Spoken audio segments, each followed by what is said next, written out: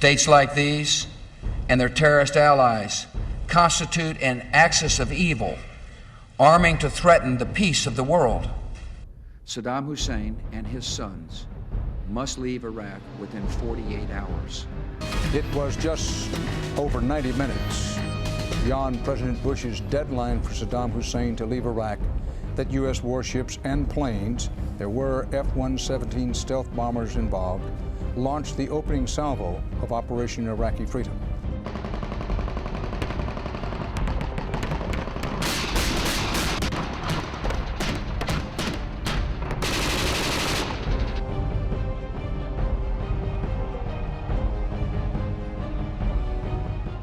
The Iraq War, also called the Second Persian Gulf War, which lasted from 2003 until 2011, was a conflict in Iraq that consisted of two phases.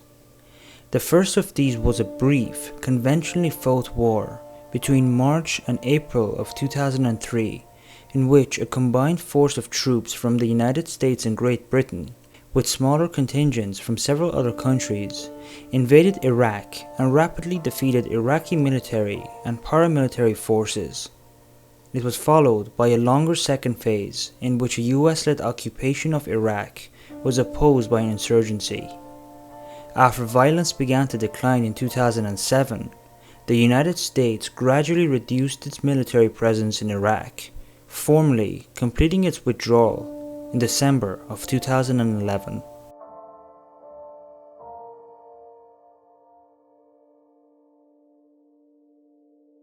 Iraq's invasion of Kuwait in 1990 ended in Iraq's defeat by a US-led coalition in the Persian Gulf War. However, the Iraqi branch of the Ba'athi Party, headed by Saddam Hussein, managed to retain power by harshly suppressing uprisings of the country's minority Kurds and its majority Shia Arabs. To stem the exodus of Kurds from Iraq, the Allies established a safe haven in northern Iraq's predominantly Kurdish regions, and Allied warplanes patrolled no-fly zones in northern and southern Iraq that were off-limits to Iraqi aircraft. Moreover, to restrain future Iraqi aggression, the United Nations implemented economic sanctions against Iraq in order to, among other things, hinder the progress of its most lethal arms programs, including those for the development of nuclear, biological, and chemical weapons. UN inspections during the mid-1990s uncovered a variety of proscribed weapons and prohibited technology throughout Iraq. That country's continued floating of the UN weapons ban and its repeated interference with the inspections frustrated the international community and led US President Bill Clinton in 1998 to order the bombing of several Iraqi military installations, codenamed Operation Desert Fox. After the bombing, however, Iraq refused to allow inspectors to re-enter the country, and during the next several years, the economic sanctions slowly began to erode as neighboring countries sought to reopen trade with Iraq. In 2002, the new US President, George W. Bush, argued that the vulnerability of the United States following the September 11 attacks of 2001, combined with Iraq's alleged continued possession and manufacture of weapons of mass destruction, an accusation that was later proved incorrect, and its support for terrorist groups which, according to the Bush administration, included Al-Qaeda, the perpetrators of the September 11 attacks, made disarming Iraq a renewed priority. UN Security Council Resolution 1441, passed on November 8 of 2002, demanded that Iraq readmit inspectors and that it comply with all previous resolutions. Iraq appeared to comply with the resolution, but in early 2003, President Bush and British Prime Minister Tony Blair declared that Iraq was actually continuing to hinder UN inspections and that it still retained proscribed weapons.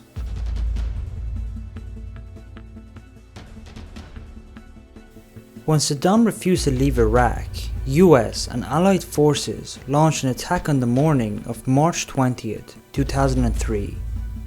It began when US aircraft dropped several precision-guided bombs on a bunker complex in which the Iraqi president was believed to be meeting with senior staff. This was followed by a series of airstrikes directed against government and military installations, and within days, US forces had invaded Iraq from Kuwait in the south. Despite fears that Iraqi forces would engage in a scorched earth policy, destroying bridges and dams and setting fire to Iraq's southern oil wells, little damage was done by retreating Iraqi forces. In fact, large numbers of Iraqi troops simply chose not to resist the advance of coalition forces. In southern Iraq, the greatest resistance to US forces as they advanced northward from irregular groups of Ba'athi Party supporters known as Saddam Fedayeen. British forces, which had deployed around the southern city of al-Basra, faced similar resistance from paramilitary and irregular fighters. In central Iraq, units of the Republican Guard, a heavily armed paramilitary group connected with the ruling party, were deployed to defend the capital of Baghdad. As US Army and Marine forces advanced northwestward up the Tigris-Euphrates River Valley, they bypassed many populated areas where Fedayeen resistance was strongest and were slowed only on March 25th when inclement weather and an extended supply line briefly forced them to halt their advance within 60 miles of Baghdad.